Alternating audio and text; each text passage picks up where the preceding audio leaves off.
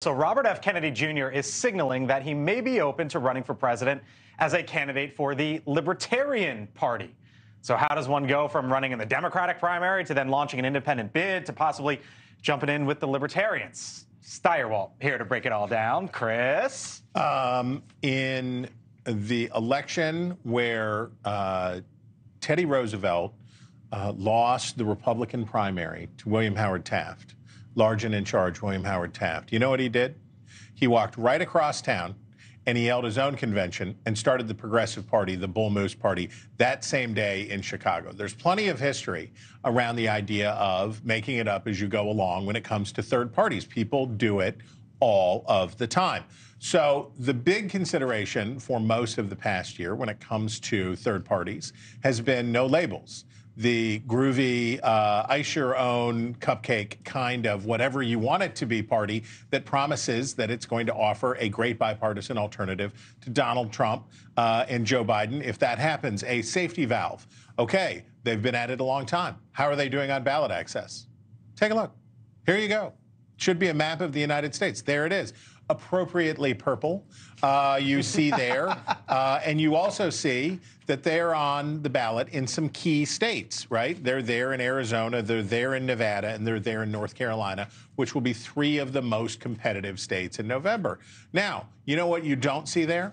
Any way that a no-labels candidate could win the presidency outright, that could win 270 electoral votes, certainly. But the premise, of course, is, well, somehow we'll throw it into the House of Representatives and then something, and wonderful bipartisan presidency exits. Now, we've also heard a lot about the aforementioned RFK Jr. He of gravelly voice and bespoke ideas on many issues, tailored to his own set. So he's going to run as an independent.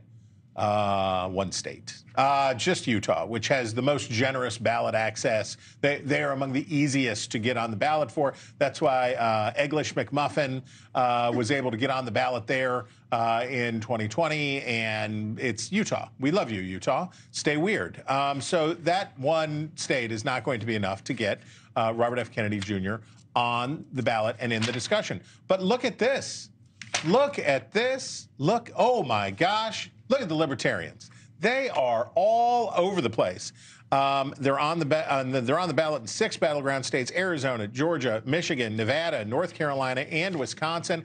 And they will be on the ballot in more states because some states have different rules, different times. But because the Libertarian Party has been on and around and getting votes for president in so many states for so long, they'll be on the, by the end, they'll be on the ballot in almost all 50 states, and certainly in competition for 270 electoral votes. So why would environmental activist Robert F. Kennedy Jr., husband of Hollywood celebrity, why would he align himself with the Libertarian Party, which historically has been about small government, has been about limited government, has been about sort of a Ron Paul nuke the Fed and let people drink raw milk? What is the answer there? And the answer is ballot access for him.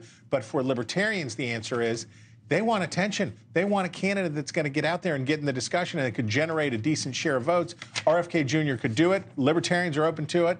I bet you he gets down with it. My hunch from the beginning is that Robert F. Kennedy Jr., the Libertarians are going to have their convention in Philadelphia this summer, and I bet you that by the time that comes around, he will be drinking raw milk, and he'll be feeling the vibes. The Kennedy campaign breaks it down. The Kennedy campaign announced today that he raised $7 million in Q4 of last year. And did you hear Donald Trump blow his absolute stack when somebody asked him if he would have RFK as his running mate? He shot well, let me point it to historical story there with Teddy Roosevelt. Not only did he not become president, he got shot. So, like, he lived. Yeah, he lived. But thankfully, because of a big speech, you make a big deal out of it. But what I will say is, I find it hard to believe. Like Robert F. Kennedy Jr. can be put on the ballot, and there was a libertarian dedicated group that's like 3 to 5% in most of these states. He does not have the charisma of a Teddy Roosevelt to really go out and grow that number in any meaningful way. And on the issues, the Libertarians think he's too progressive on gun control. Well, you know why the Democrats don't think he's progressive enough. You know why Donald Trump does not want RFK Jr. to be the Libertarian nominee is because if you want, so with the danger with no labels for Joe Biden is that if you want to lodge a protest vote and you're a normie, right, that you can say, well, I couldn't vote for either of these two, but I guess, but if I park a vote with no labels here, I'm saying I want things to be nice and normal and better. But if you are a Trump voter and you want the chaos, if bringing the pain and upsetting the order is your goal, RFK Jr. does that. That's a vote that does that. So that hurts Trump. Thank you for watching. And make sure you go to joinnn.com to find NewsNation on your television provider.